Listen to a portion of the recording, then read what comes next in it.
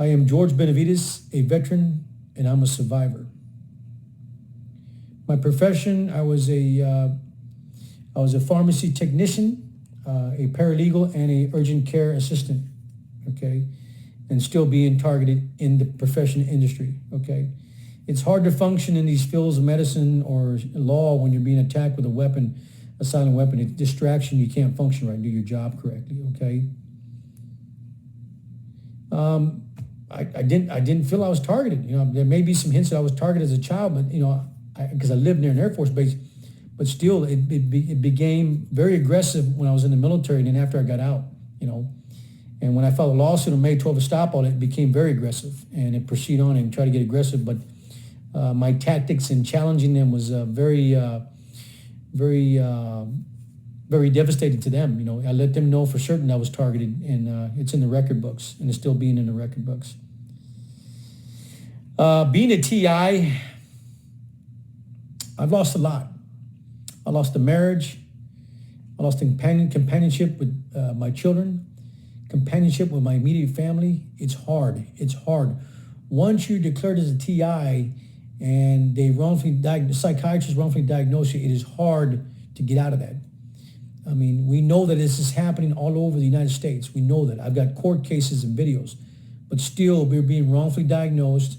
Some of us are losing jobs, losing marriages, losing relationships and friendships and companionship with family because of what we believe and what we're going through psychologically. When you tell somebody you're a TI, they're like, they don't believe you. So that's why I'm saying it's very hard to get out of this branding of a TI, but the facts are the facts and the truth is the truth that we are targeted, okay? It's been around, I've been a TI for 29 years, and it started out while I was in the Armed Forces. Probably been earlier than that. I'm trying to come to understanding here too.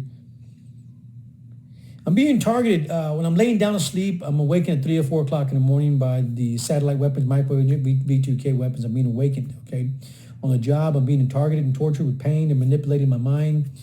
While I'm on the road driving, they distract me while I'm driving. They're attacking me while I'm driving. You know, and I've got a lot, like I said, they inflict pain.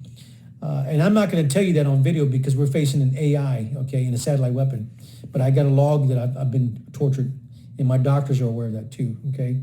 Always put your doctors in charge of your life and let them know. They carry malpractice insurance and you hold them responsible, okay? Let's see. Like I said, I've got burns to my flesh, pain in my body, you know, and they're attacking my entire anatomy, you know, and there's no getting out of it, okay? My goals and aspirations. Well, my goals is that I stay working and hopefully continue on paying taxes and contributing back to the cycle. It does not make a difference if you work, they're still going to attack you. I've talked to several people who work, they're still being attacked, okay?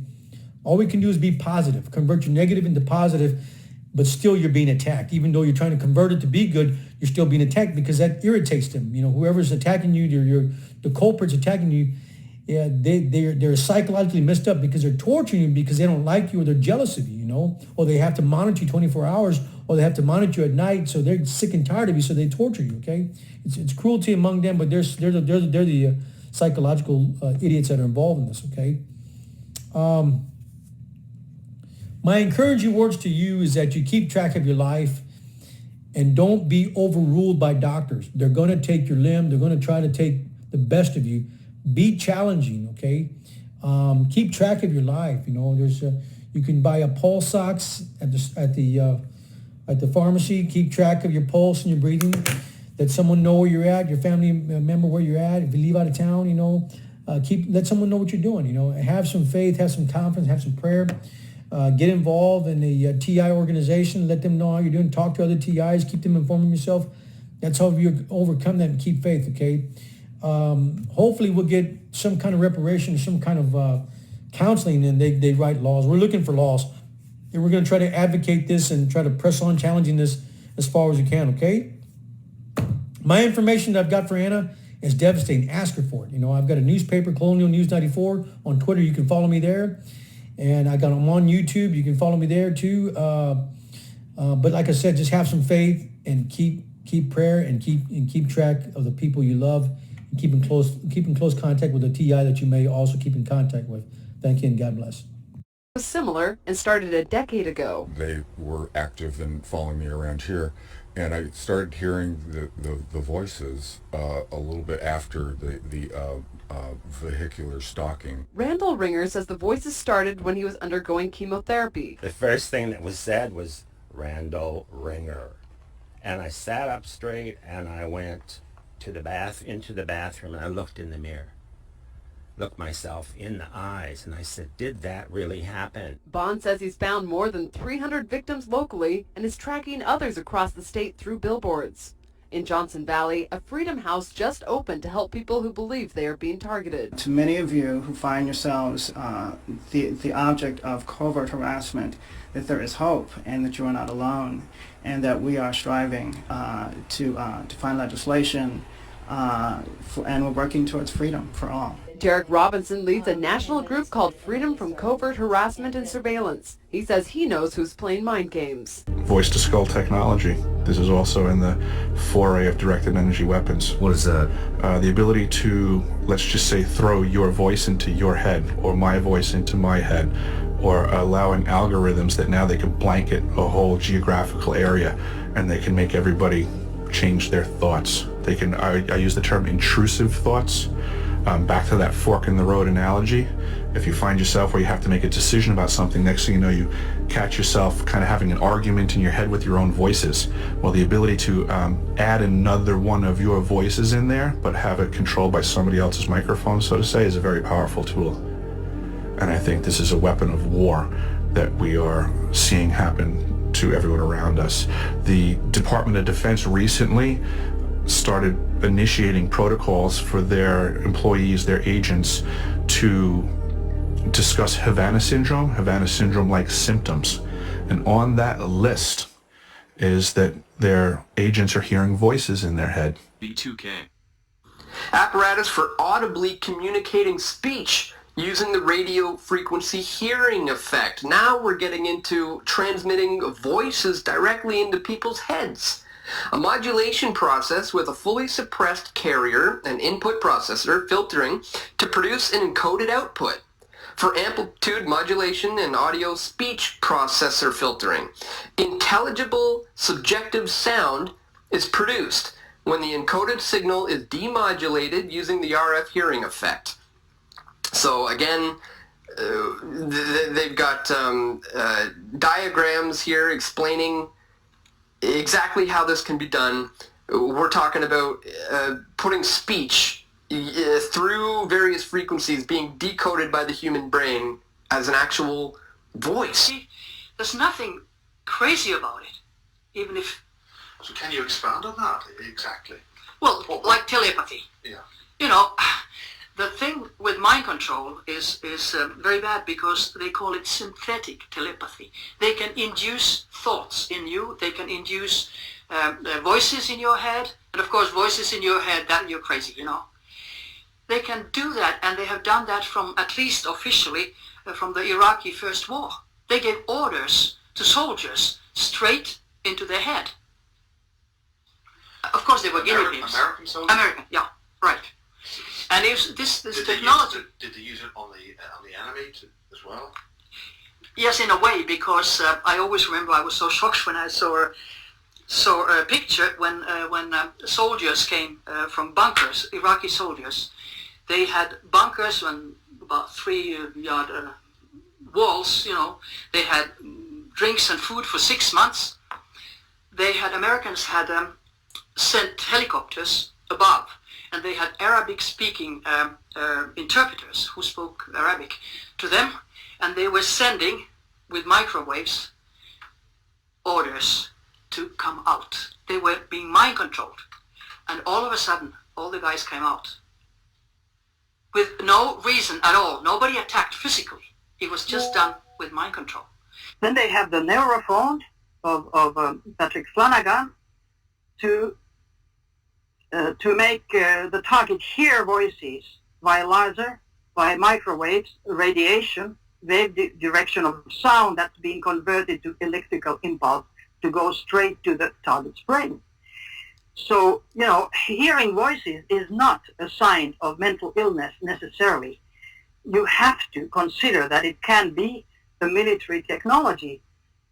And this is the greatest, I would say, insult to medical doctors, that we are not taught this. No medical doctors generally know. The illegal use of directional energy weapons on civilians such as myself causes a great deal of psychological issues. Remote neural monitoring technology, V2K, and EMP are being used to cause mass destruction across the globe. And because not enough people are aware of this and how exactly it works, I'll explain based on my experience.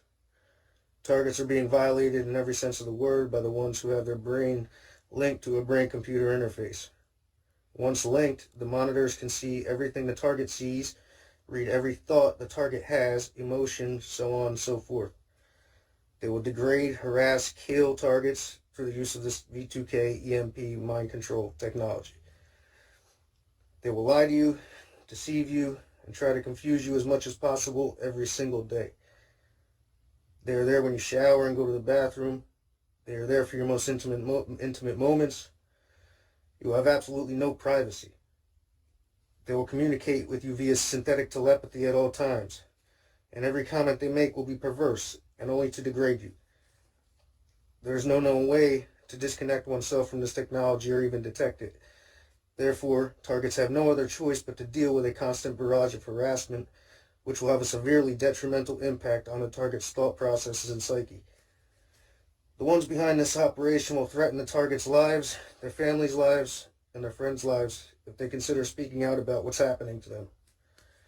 Because it's very hard to confide in someone that doesn't have an understanding of what it's like to be a targeted individual, most remain silent. Medical professionals are unaware of how this works, lawyers, etc. Therefore, those dealing with this are being misdiagnosed with mental illnesses such as schizophrenia or psychosis.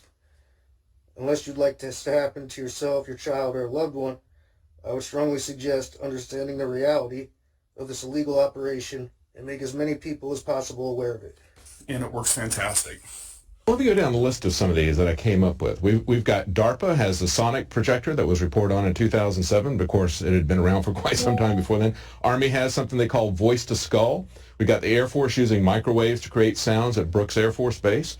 We've got the Marine Corps with their Medusa project. We've got the State Department, as reported by the Washington Post in 2005, working on voices implanted in people's heads. We've got a couple of companies, one that has patented something called hypersound. That's American Technologies. Has also got Holosonic Research Labs, also has a patented version. So the military-industrial complex has been all over this. When you see something this wide, this is not just one little research project from one organization.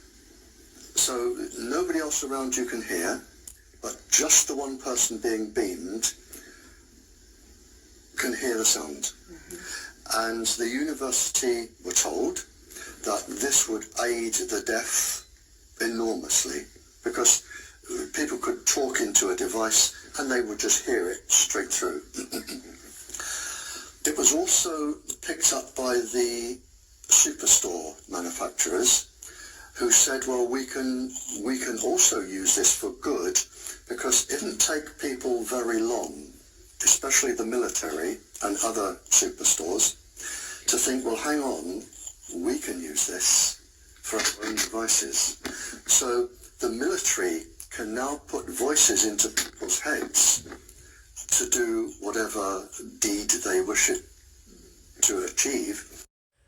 I am a targeted individual of weaponized frequencies, and this is how I stop them. But this is what you're going to need. You're going to need a hat, you're going to need a TENS unit, you're going to need some blankets.